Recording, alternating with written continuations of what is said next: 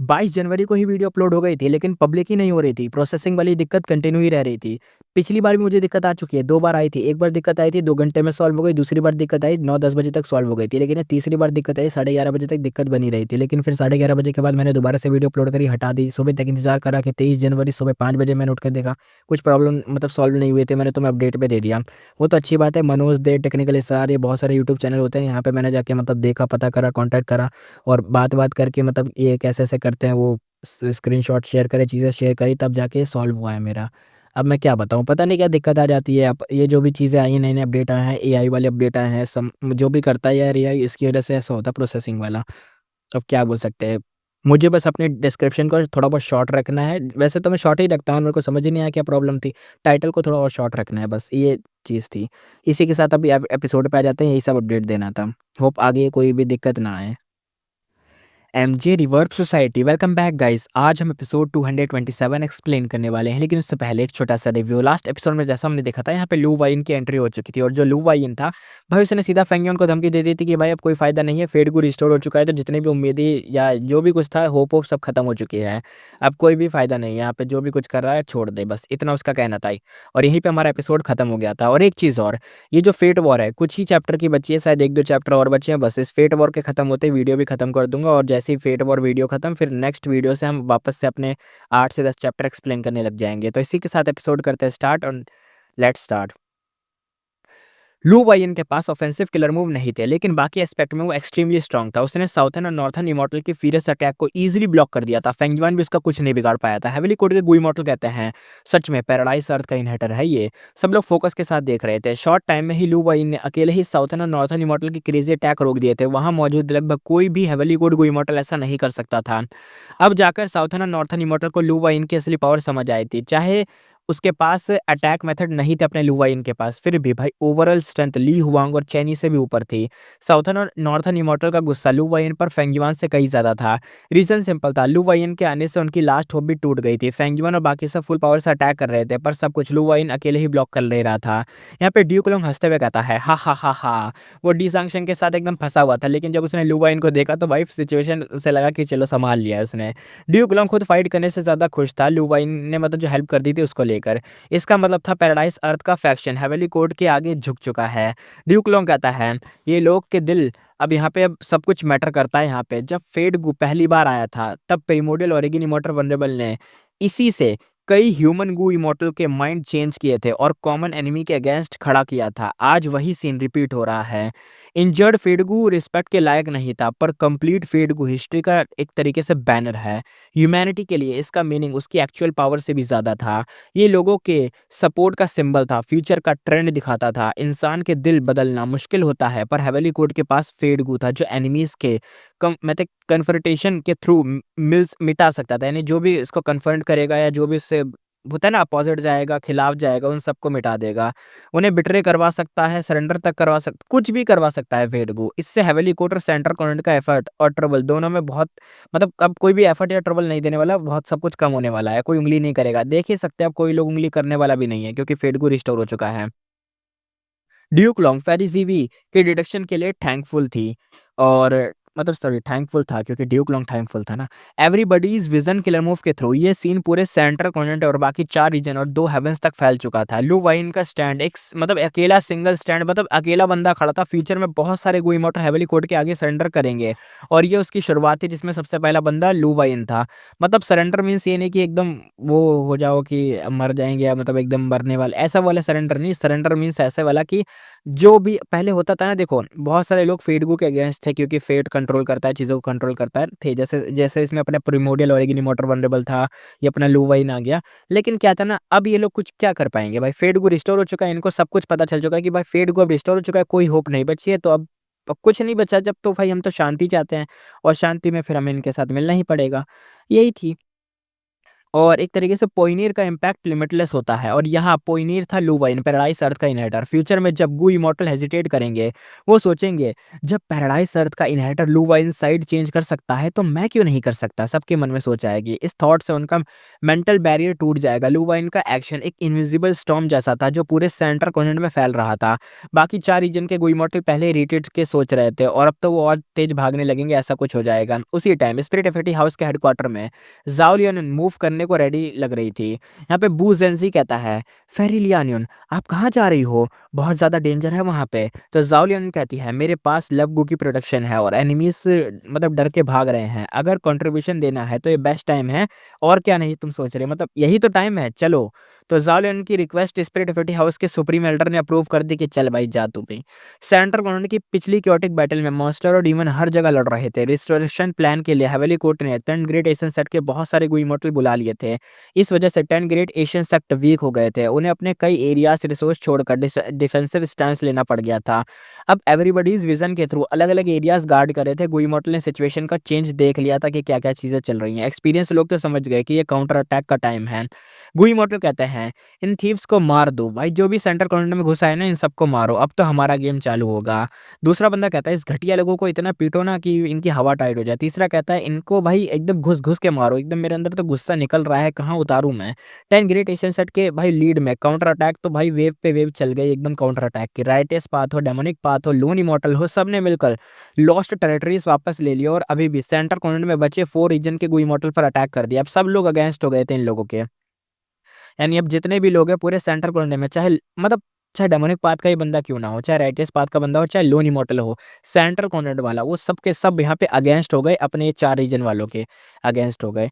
और 4 रीजन के गो immortal step by step पीछे ढकेल दिए जा रहे थे, कुछ तो सीधा मार भी दिए गए। ये सब बैटल सीन इनफ्लेबल ब्रेसलैंड में मौजूद सेंट्रल कॉर्नर के गो इमॉर्टल ने देखे थे। उनका मोराल एकदम से हाई हो गया था। फेंगजोन और उसके साथी और भी ज्यादा डेंजर में फंस गए थे। ड्यूक लॉन्ग तो बहुत खुश था, ये वही सीन था जो देखना चाहता था। फेड गू के बैनर के थ्रू लगभग पूरा सेंट्रल कॉर्नर यूनाइटेड हो चुका था। ये यूनाइटेड फोर्स बहुत टेरिफाइंग थी। हिस्ट्री में हेवेली कोर्ट की राइज से ये पहले ही प्रूव हो चुका था। इस मोमेंट पर ड्यूक लॉन्ग डीपली फील कर रहा था कि हर जनरेशन ने फेड गू को इतनी इंपॉर्टेंस क्यों दी है। ये सिर्फ पावर नहीं था, ये सोल के डीप में एकदम आने वाला एक ऐसा फीलिंग था, एक ड्यूटी कॉल था, एक ऐसा कॉल जिसे कोई एक रेसिस्ट नहीं कर सकता। हर कोई बुलाएगा, मतलब जाना ही पड़ेगा। वो कॉल आया है, वो चीज़ बुलाई है तो वो जाना ही पड़ेगा, ऐसे टाइप का, जैसे आर्मी टाइप होता है। फेड फेड गो खुद सिर्फ रैंक 9 इमॉर्टल गो था और डायरेक्टली यूज भी नहीं हो सकता था, लेकिन हेवेली कोर्ट के हाथ में आके भाई उसे ऐसी स्पिरिट और मीनिंग दी गई जो उसकी ऐसी लिमिट से, मतलब जो उसकी लिमिट है ना उससे भी बहुत ज्यादा थी और ह्यूमन हिस्ट्री के साथ जुड़कर मतलब इसका इन्फ्लुएंस कई गुना बढ़ गया। सोचो ये सिचुएशन कितनी शॉकिंग थी। फेड गू की एक तरीके से प्रैक्टिकलिटी विजडम गू जैसी रैंक 9 इमॉर्टल गू से काफी कम थी, पर जब हेवेली कोर्ट ने इसे यूज किया ये लोगों के दिल भाई एकदम बदलने लग गया। बिखरी फोर्सेस को यूनाइट कर दिया उसने, सबकी विल को एक ही बना दिया। लू वायन का बिट्रेयल, लोन इमॉर्टल जियांग यी शेंग और सेक्ट से निकल निकल मतलब निकाले गए जैसे मी लांग वांग का मिलकर ग्रेट ट्रेजरी इमॉर्टल पर एम्बुश। याद होगा तुम्हें एक सीन जब मैंने बताया था कि एक बंदा था, उन दोनों को भाई मिल के पेला गया था। नाम होगा उसका जियान यीशेंग और दूसरा था मी लांग वांग और तीसरा था great treasury immortal. Great treasury immortal को ट्रैप में फंसा के पेल दिया था इन दो बंदों ने, मी लांग वांग ने और जियान यीशेंग ने। भले जियान यीशेंग और मी लांग वांग एक ही सेक्ट के थे, मतलब सेक्ट कह रहा हूँ सॉरी, एक ही रीजन के थे, लेकिन ये दोनों एक दूसरे के अगेंस्ट लड़ रहे थे। लेकिन देखो जैसे ये चीज़ हुई, यूनाइट हुए, एक दूसरे के विल यूनाइट हुए, तो भाई इन दोनों ने मिलकर एक मतलब बाहरी बंदे को, ग्रेट ट्रेजरी इमॉर्टल को कर दिया काम और उसे फंसाया जबरदस्ती, ऐसा सीन कर दिया था। और ज़ाओ लियन की लीड में सेंट्रल कॉर्नर के गुई मॉडल का काउंटर अटैक, बाकी 4 रीजन के गुई मॉडल का लोएस्ट मोराल के साथ रिट्रीट। ये सब चेंजेस कोई इमॉर्टल किलर मूव भी नहीं कर सकता था, चाहे वो रैंक 9 पीपल यूनाइटेड हर्ट ही क्यों ना हो। पर ड्यूक लॉन्ग ने सिर्फ फेड गू के सहारे ये सब अचीव कर लिया था। गू मास्टर और गू इमॉर्टल को मतलब एक तरीके से गू मास्टर ना गू इमॉर्टल गू को नरिश करते हैं, यानी जो भी मास्टर होगा, चाहे इमॉर्टल हो चाहे मॉर्टल हो, जो भी हो, वो ना क्या करते हैं, जब भी वो बनते हैं अपना गू मास्टर, तब भी वो ना हमेशा से उनका काम यही होता है, गू को नरिश करना, उनका यूज़ करना, रिफ़ाइन करना। बाकी चीज़ें छोड़ो, सिर्फ़ गू यूज़ करने के लेवल पर भी हेवेली कोर्ट ने फेड गू की लिमिट तोड़ दी थी। बहुत खतरनाक। सबसे पहले आता है गू को नरिश करना, यूज़ करना और फिर रिफ़ाइन करना। ये 3 मूव होते हैं। इन्होंने नरिश तो एक तरीके से कर ही लिया, यूज़ तक कर लिया फेड गू को।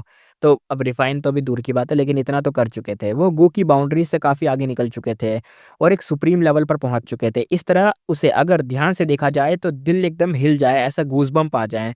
हेवनली कोर्ट इमॉर्टल ने हर डायरेक्शन से अटैक शुरू कर दिया था, पुराने हिसाब चुकता करते हुए। साउथर्न और नॉर्थर्न इमॉर्टल घेर लिए गए थे। कोई चीख रहा था, कोई खून में एकदम डूबा हुआ था, कोई पैनिक में था, कोई शांति से मौत को बस देख रहा था। फेंगिमान का दिल तो भाई एकदम भारी-सा पड़ गया था। वो लू वाइन के डिफेंस को तोड़ ही नहीं पा रहा था और ऊपर से haven overseeing tower fully stable भी हो चुका था। ड्यूक लॉन्ग ने जानबूझकर डी ज़ांगशन को दूर ले जाकर फाइट करी। हेवनली कोर्ट गुइमॉर्टल कहते हैं, एनिमी के सारे चांसेस बंद हो चुके हैं, अब वो कुछ नहीं कर सकते। तभी एक आवाज़ पूरे बैटलफील्ड में गूंज उठी, जो फेंगयुआन को बहुत ही ज़्यादा फ़ैमिलियर लग रही थी, यानी जानी-पहचानी। उसी मोमेंट इमॉर्टल गुहा house dragon palace heaven overseeing tower के पीछे अपीयर हो गया, ठीक उनके पीछे। फेंगयुआन कहता है, "हैं? बाइनिमिंग? ये ड्रैगन पैलेस का कंट्रोल कैसे ले गई?" बाकी गुई मॉर्टल और भी ज़्यादा शॉक्ड हो गए कि बाइनिमिंग के पास ड्रैगन पैलेस आ गया। बाइनिमिंग ने काफ़ी टाइम से स्नीक अटैक रेडी कर रखा था। जब सब एकदम शॉक में थे, ड्रैगन पैलेस ने डेंस स्मोक निकाला और हेवन ओवरसिंग टावर की तरफ बढ़ने लग गया। ऐसा लग रहा था जैसे हेवन ओवरसिंग टावर किसी स्वैम्प में फँस गया हो। क्रिटिकल मोमेंट पर अंदर के गुई मॉर्टल ने भाई मूव एक्टिवेट करा। इमॉर्टल किलर मूव, इनविंसिबल पैंथम टावर। ये वही मूव था जिससे टावर एकदम भाई सोल टाइप का हो जाता है, हाथ अंदर डालोगे तो आर-पार निकल जाएगा, ऐसे टाइप का। 1 सेकंड में ये हेवन ओवरसिंग टावर पैंथम फॉर्म में चला गया, ऑलमोस्ट अनटचेबल हो गया। बाइनिमिंग ने कहा, "पैंथम फॉर्म? हा, हा, हा, हा, तुम मुझे बहुत ही ज़्यादा अंडरएस्टिमेट कर रहे हो, ड्रैगन स्पिरिट।" उसके पास एक लड़का खड़ा था, ड्रैगन स्पिरिट कहता है, "मास्टर, आप देखती रहो, अब मैं दिखाता हूँ।" ये शायद ड्रैगन पैलेस की स्पिरिट हो सकती है। डेंस स्मोक ने हेवन ओवरसिंग टावर को पूरी तरह से कवर कर लिया था। टावर पैंथम एक तरीके से सो चुके थे, फिर भी स्मोक उसके अंदर चला गया। यानी स्मोक ने पेनिट्रेट कर दिया पैंथम को, क्या बोलें। फेंगयुआन की साइड वाले बंदे कहते हैं और ये देखते हुए, ये dream path offensive killer move है। वो सब शॉक्ड भी हो गए थे, खुश भी हो गए थे। हेवनली कोर्ट इमॉर्टल तो शॉक्ड और गुस्से में थे। सब कहते हैं ये क्या हो रहा है? थोड़ा टाइम पीछे चलते हैं, अब पता चलता है कि ऐसा हुआ कैसे, मतलब बाइनिमिंग को ये सब मिला कैसे। सेंट्रल कंटेंट हिडन ड्रैगन केव में बैटल विक्ट्री और डिफीट के एज पर आ चुकी थी। हेवनली कोर्ट की रेनफोर्समेंट फोर ड्रैगन जनरल की सिचुएशन बेटर हो गई थी, पर ईस्टर्न सी के रैंक किड गुइमॉर्टल ने ये पहले ही प्रेडिक्ट कर लिया था और दोनों साइड का फियर्स फाइट चल रहा था। बैटल और इंटेंस हो गई थी। फोर ड्रैगन जनरल अभी भी ड्रैगन पैलेस के अंदर थे। ईस्टर्न सी गुइमॉर्टल के होते हुए हेवनली कोर्ट रेनफोर्समेंट तुरंत ही आगे नहीं बढ़ पाए थे। तभी बैटलफील्ड के एज पर एक फिगर अपीयर हुआ, वो थी बाइनिमिंग। चेनी ने जेनेसिस लोटस इमॉर्टल वल्नरेबल के अरेंजमेंट का यूज करके इमॉर्टल के मूव कर्मा रिलोकेशन एक्टिवेट किया था। फेंगयुआन ने तुरंत ही इसका काउंटर प्लान सोच लिया था। फेंगयुआन के ऑर्डर पर ही बाइनिमिंग ने अटैक किया और कर्मा रिलोकेशन के थ्रू टेलीपोर्ट हो गई। बाइनिमिंग ने देखा, मतलब जगह देखी और समझ गई कि ये बहुत डेंजरस है। ये रैंक 8 लेवल का बैटलफील्ड था जहाँ उसका सर्वाइव करना बहुत ही मुश्किल था। ये वहाँ पे आ चुकी थी जहाँ पे ईस्टर्न सी में वो ड्रैगन पैलेस था, वो जो 4 बंदे ट्रेटर बन गए थे और यहाँ पे बाकी ईस्टर्न सी वाले बंदे फाइट कर रहे थे। वहाँ की बात है। बाइनिमिंग रिट्रीट करना चाहती थी, पर चाहे ईस्टर्न सी हो या हेवनली कोर्ट, दोनों साइड के गुई मॉर्टल से भाई तुरंत ही अटैक कर दिया उसके ऊपर, एकदम वो फँस गई यहाँ पे। हेवनली कोर्ट के लिए वो एनिमी थी, इसलिए एक तरीके से मारना तो था ही। ईस्टर्न सी के लिए वो एक तरीके से आई विटनेस थी जो सीक्रेट लीक कर सकती थी, इसलिए मारना वहाँ से भी था। मैंने यानी ये दोनों लोग बाइनिमिंग के पीछे पड़ गए थे। एक ही मोमेंट में बाइनिमिंग लाइफ एंड डेथ क्राइसिस में फँस गई थी। बाइनिमिंग कहते हैं ये तो बहुत बड़ी प्रॉब्लम है। उसे पता था कि 22 रैंक फॉर्म में ट्रांसफॉर्म होना भी बेकार होता है। रैंक 8 किलर मूव के सामने मौत पास आ रही थी, पर उसे डर नहीं लग रहा था। बस सिगरेट के साथ बोलती है, "क्या? क्या यहीं तक मेरा सफ़र था?" बस तभी एक इनोसेंट और क्लियर आवाज़ आती है, वो थी ड्रैगन स्पिरिट। वो कहती है, "नहीं मास्टर।" उसी सेकंड ड्रैगन पैलेस ज़ोर से काँप उठा और डायरेक्टली बाइनिमिंग को ड्रैगन पैलेस के डीपेस्ट पार्ट में टेलीपोर्ट कर दिया। यानी पता नहीं कैसे बस ड्रैगन पैलेस ने बाइनिमिंग को ओनर मान लिया था। ये सीन देखकर बैटलफील्ड के सारे रैंक 8 गुइमॉर्टल शॉक हो गए और लड़ाई एक पल के लिए रुक सी गई। बाइनिमिंग भी यहाँ पे शॉक हो गई, वो कहती है, "तुम कौन हो?" उसने देखा कि ड्रैगन पैलेस के अंदर एक अजीब-सा मतलब एक अजीब-सी लाइफ़ फ़ॉर्म एकदम खड़ी है, कुछ एक चीज़ है सामने उसके। वो एक छोटे लड़के जैसा लग रहा था, पर उसके सर पर मतलब अजीब से कुछ हॉर्न टाइप के, मतलब सींग, हॉर्न, पूँछ ऐसे टाइप की थी और आँखें उसकी चमक रही थी। देखने में क्यूट सा लग रहा था। ड्रैगन स्पिरिट कहती है, "ब्लेस्ड लैंड के पास लैंड स्पिरिट होता है, ग्रो टू हेवन के पास हेवनली स्पिरिट होता है और ड्रैगन कोर्ट के पास मैं हूँ, ड्रैगन स्पिरिट।" बाइनिमिंग कहती है, "क्या ड्रैगन कोर्ट? पर ये तो इमॉर्टल गुहा हाउस ड्रैगन पैलेस है ना, और तुम मुझे मास्टर क्यों बुला रहे हो?"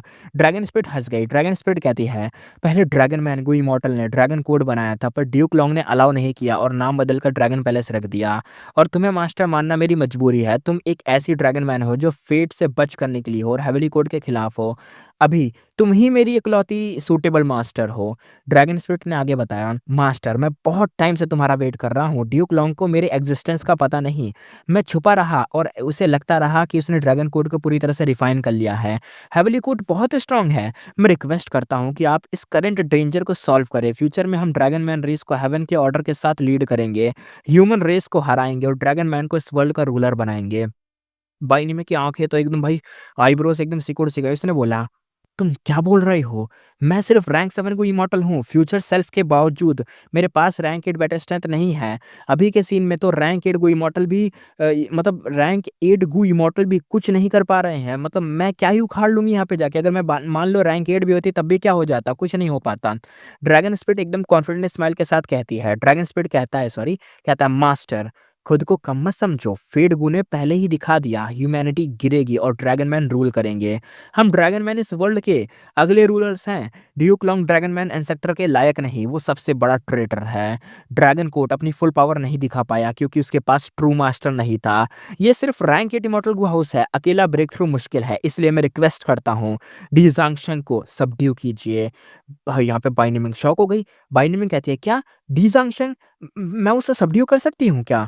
तो ड्रैगनमैन मुस्कुराते हुए कहता है, मास्टर डी जांगशंग हेवली कोट दाव से बना है, सॉरी हेवली दाव से बना है।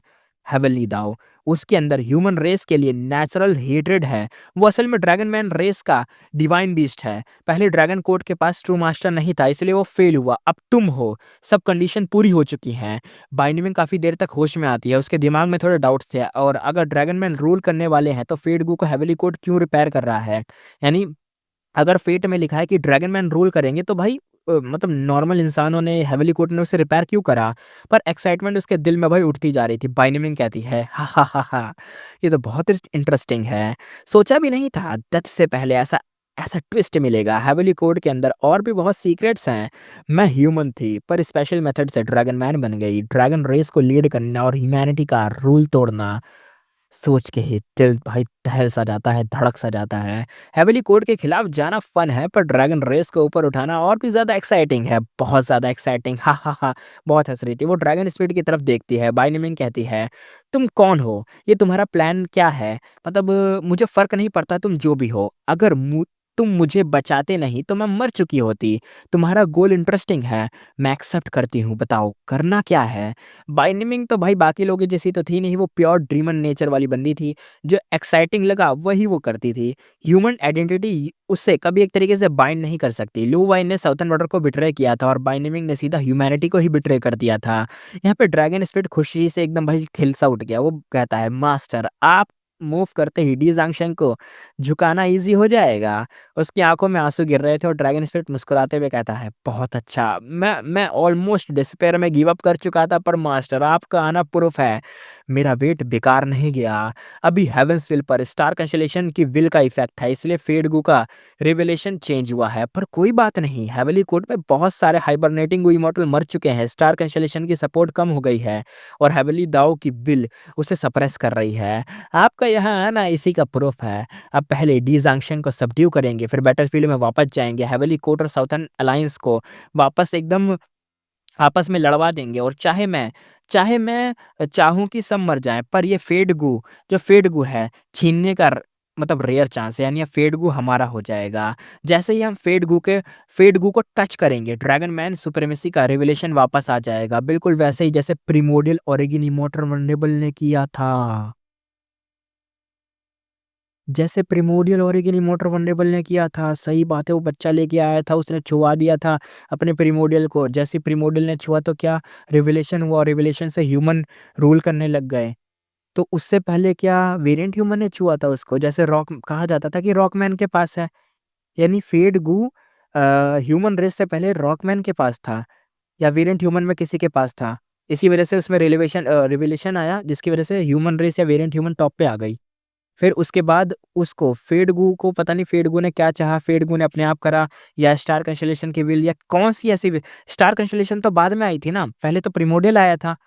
और ये कह रहा है कि हेवेंस विल में इफेक्ट डाला है स्टार कंस्टेलेशन की विल ने, जिसकी वजह से क्या हुआ, अपना ये जो है अपना ड्रैगन मैन रेस दबी की दबी रह गई और रिवेलेशन नहीं आ रहा है और ह्यूमन ही टॉप पे रह रहे हैं। तो सबसे पहले रिवोल्यूशन किसने करा था? उस बच्चे ने। वो बच्चा कौन था? जो प्रिमोर्डियल को देने आया था। वो जो झाड़ू लगाता था रॉकमैन के केव के अंदर। वो कौन था बच्चा? वेरिएंट ह्यूमन के पास आया था ना, तो सबसे पहले वेरिएंट ह्यूमन के पास कैसे रहा भाई? ये तो एक बहुत बड़ा डाउट है। उसके पास कैसे रहा? प्रिमोर्डियल ने छुआ, माना ह्यूमन रेस टॉप पे आ गई। अब बाइनिमिंग छुएगी, ड्रैगन मैन रेस टॉप पे आ जाएगी, मानते हैं ये चीज़। लेकिन ह्यूमन रेस टॉप पे था भाई, प्रिमोर्डियल ने छुआ। उससे पहले वेरिएंट ह्यूमन थी टॉप पे। तो तब किसने छुआ था उसको? रेंज़ो की भी तो स्टोरी आएगी ना, रेंज़ो ने भी तो कुछ करा होगा, पता नहीं भाई कितनी चीज़ें हैं इसके अंदर जो भी है। लेकिन ये लाइन सुनो भाई, बिल्कुल वैसे ही जैसे प्रिमोर्डियल ओरिजिन इमॉर्टल वल्नरेबल ने किया था। इस बैनर के साथ हम लोगों के दिल दोबारा बदल देंगे, ड्रैगन मैन रेस का राइज़ अनस्टॉपेबल हो जाएगा। सीन यहाँ पे शिफ्ट होता है, सीन दिखाया जाता है अपनी बैटलफील्ड के साइड पर। हेवन ओवरसीइंग टावर जिसमें रैंक 9 फेडगो था, फिर भी ड्रीम पाथ किलर मूव को रोक नहीं पाया। ड्रैगन पैलेस एक रैंक 8 इमॉर्टल गो हाउस था जिसमें रैंक 8 इमॉर्टल गो ड्रीम टोकन था। इससे जो rank 8 dream path killer move बना वो करंट वर्ल्ड का number 1 dream path killer move था। जैसे कहते हैं ना, एक स्किल पूरी दुनिया को डोमिनेट करती है।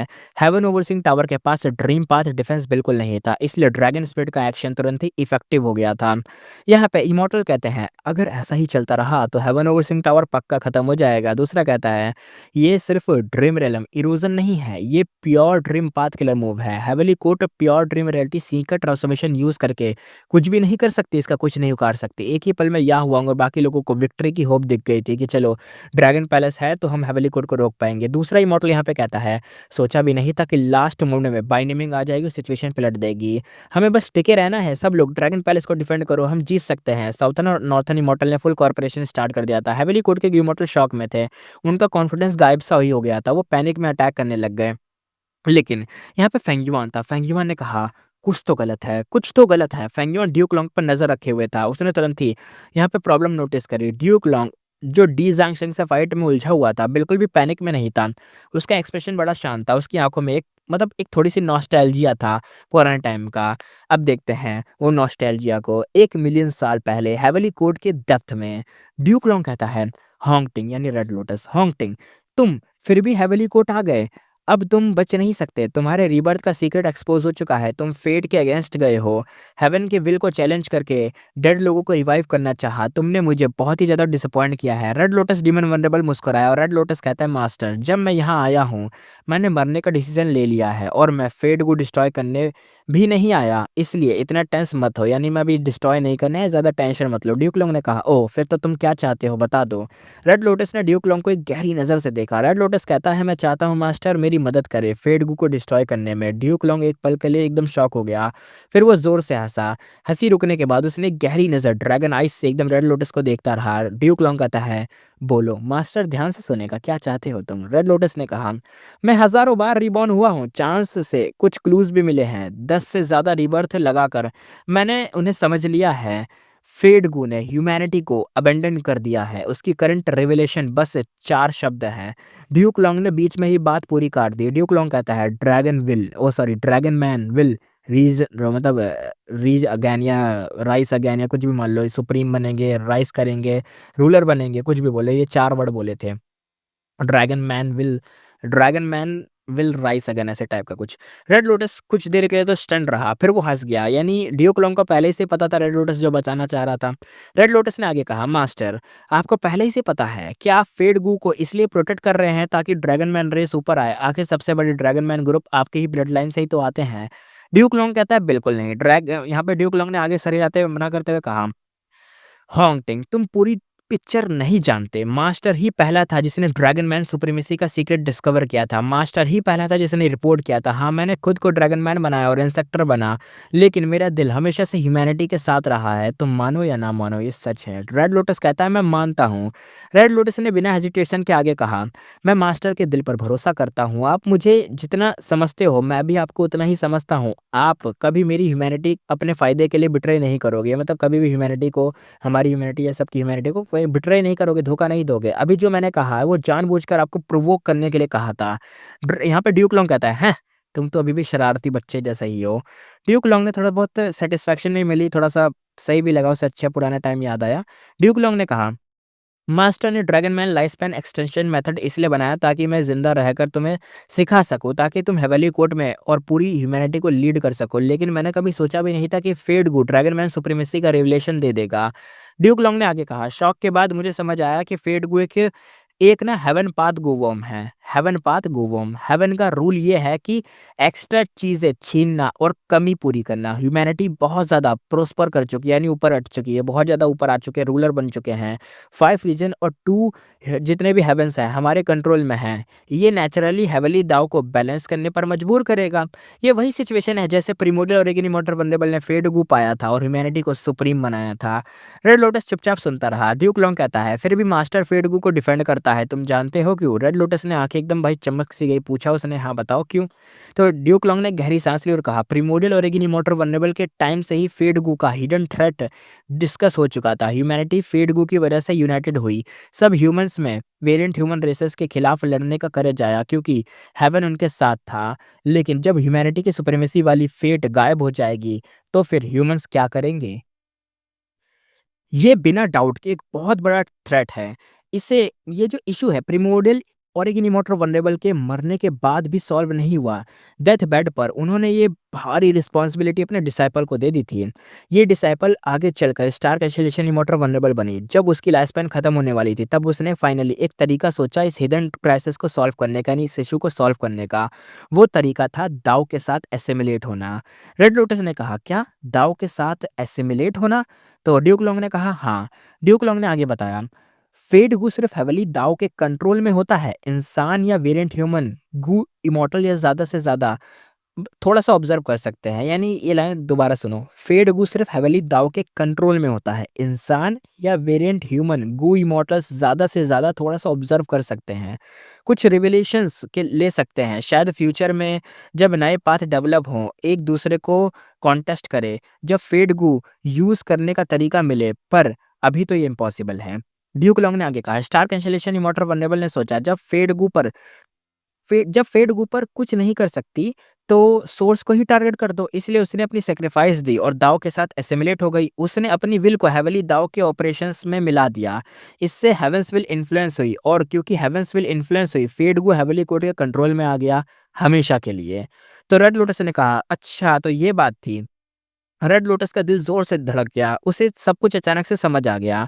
यहाँ पे रेड लोटस ने कहा, फेट गू का वेब, यानी वो जो स्पाइडर जैसा वेब होता है ना, जो सब चीज़ों को कंट्रोल करता है, हर किसी से जुड़ा हुआ है, जिसे एक तरीके से ऑल कॉम्प्रिहेंसिंग वेब जो भी मान लो वो कहलाता है। दुनिया की हर एक चीज़ से ये वेब बंधा हुआ है। फेट के अरेंजमेंट और कंट्रोल में स्टार कैंसिलेशन इमॉर्टल वल्नरेबल ने सीधा हेवंस विल ही मैनिपुलेट की। इसी वजह से वो फेट गू को इन्फ्लुएंस कर सकती थी और ह्यूमैनिटी को हमेशा सुप्रीम बना रखती थी। स्टार कंस्टेलेशन की विल ने करा था ऐसा, ओके। इसलिए फेट गू हेवनली कोड के लिए इतना इंपॉर्टेंट है। इसलिए स्टार कंस्टेलेशन इमॉर्टल वल्नरेबल के अरेंजमेंट 3 डीमन वल्नरेबल, ओके, तीनों डीमन वल्नरेबल ने मेरे जैसे लोगों को भी एक तरीके से रोक पाए थे। यानी जो रेड लोटस है वो खुद भी यहाँ पे अटका पड़ा है, वो नहीं कर पा रहा है। ये सब क्यों नहीं कर पा रहा? वो जो लिमिटलेस था, जो भी लोग यहाँ पे आए, जो भी कुछ करना चाहते थे, कोई भी कुछ नहीं कर पाया फेट के अगेंस्ट। इसलिए हेवनली कोड कभी हारा नहीं और ह्यूमैनिटी एक तरीके से सैक्रेड लैंड और दुनिया का नंबर 1 फोर्स बन के रह गया अपना हेवनली कोड। ड्यूक लॉन्ग ने सर हिलाया और ड्यूक लॉन्ग ने कहा, हॉन्टिंग, तुम्हारी इंटेलिजेंस ने कभी मास्टर को डिसअपॉइंट नहीं किया था। वर्ल्ड का ट्रेंड ये होता है, लंबी डिवीजन के बाद यूनिफिकेशन और लंबे यूनिफिकेशन के बाद डिवीजन। क्या तुमने कोई ऐसी सुपर फोर्स देखी है जो हमेशा चलती रहे? अंदर की बात देखो, लोगों के दिल आसानी से बदल जाते हैं, डिजायर कभी पूरी नहीं होती, चाहे कितनी भी स्ट्रांग पावर हो या फैमिली बॉन्ड्स हो। ह्यूमन हार्ट की कमी कभी पूरी नहीं होती है। बाहर की बात देखो, अगर किसी पावरफुल कोई इमोर्टल को ऑफेंड कर दिया तो पूरी सुपर फोर्सेस पर बड़ी प्रॉब्लम आ जाती है, और अगर वो कोई इमोर्टल रैंक 8 तक कल्टीवेट कर ले तो वो पूरी सुपर फोर्सेस को ही मिटा देता है। इस दुनिया में इंडिविजुअल स्ट्रेंथ इजीली ग्रुप से ज़्यादा हो सकती है, यानी इंडिविजुअल स्ट्रेंथ इजीली ग्रुप से ज़्यादा हो सकती है। इसलिए बहुत कम सुपर फोर्सेस होती हैं जो लंबे टाइम तक सर्वाइव कर पाती हैं, लेकिन हेवनली कोर्ट एक्सेप्शन है। क्यों? क्योंकि हमारे पास फेट गो है।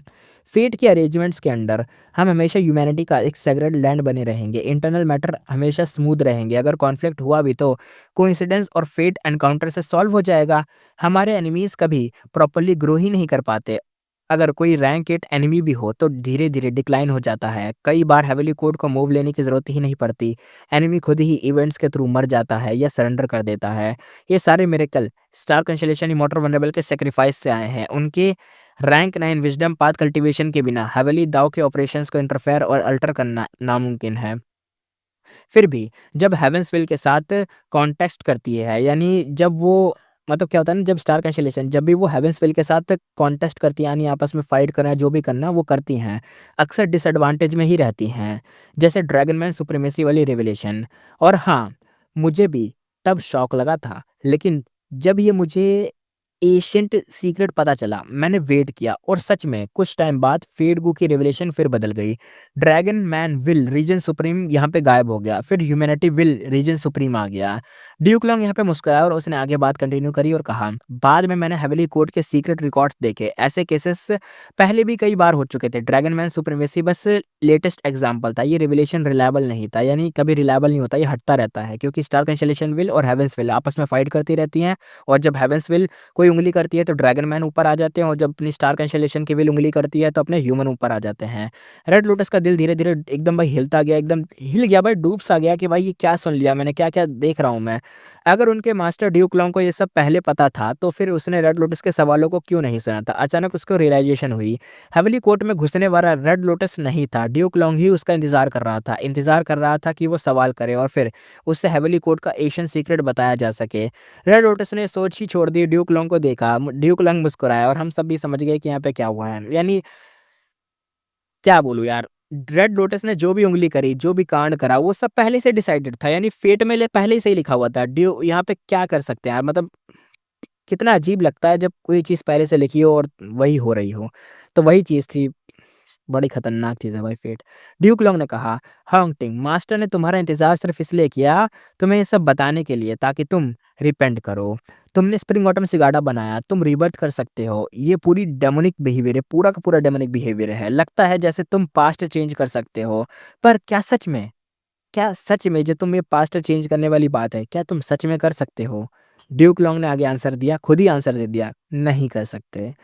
अब उसने आगे बताया, क्योंकि तुम्हारे ऊपर हेवन है, तुम्हारे ऊपर हेवन है, उसके ऊपर हेवेनली दाव है, स्टार कंसोलेशन की विल है और फेडगू की रिवलेशंस हैं।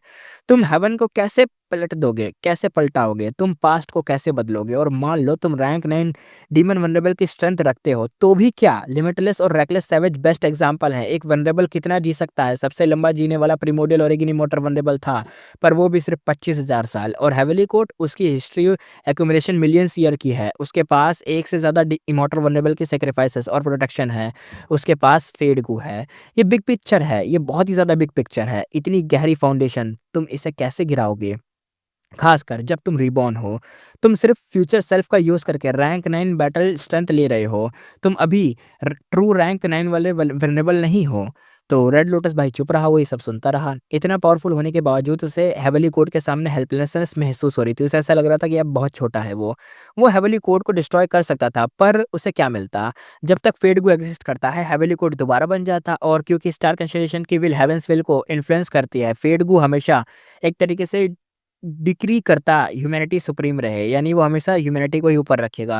हेवेनली कोर्ट हमेशा ह्यूमैनिटी का सेक्रेड लैंड और नंबर 1 फोर्स रहेगा। फेट के कंट्रोल में हर तरह के फॉर्च्यूनस एनकाउंटर अरेंज होते रहेंगे और काउंटलेस टैलेंट लोग खुद ही हेवेनली कोर्ट के साथ आ जाएँगे और सरेंडर कर देंगे, हेवेनली कोर्ट में ही जुड़ जाएँगे, जैसे लो वाई इनका हुआ था, देखा होगा।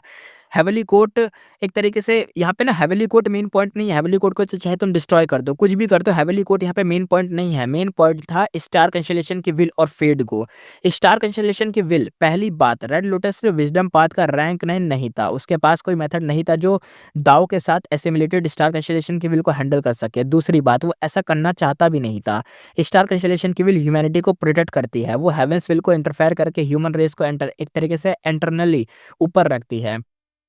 रेड लोटस सिर्फ अपनी फैमिली और लव्ड वंस को ही रिवाइव करना चाहता था। वो कभी अपनी रेस को बिट्रे या हार्म नहीं करना चाहता था। यानी उसके लिए ये मैटर नहीं करता भाई, उसके लिए बस ये है कि ये जो फेडगू है इसकी ऐसी की तैसी करो बस। स्टार कंसोलिडेशन की विल जो भी कर रही है करने दो, ह्यूमैनिटी ऊपर रहे होने दो। मैं ह्यूमैनिटी को बिट्रे नहीं कर रहा, मुझे फेडगू में उंगली करनी है बस। इसलिए रेड लोटस डीमन वल्नरेबल के लिए सिर्फ एक ही आंसर बचा था, वो आंसर था फेडगू को डिस्ट्रॉय करना। इसी के साथ हम एपिसोड क्या खत्म ही कर दिया भाई, एपिसोड खत्म, ये भी खत्म, फेट फेट आर्क खत्म हो गई, ठीक है? Bye bye.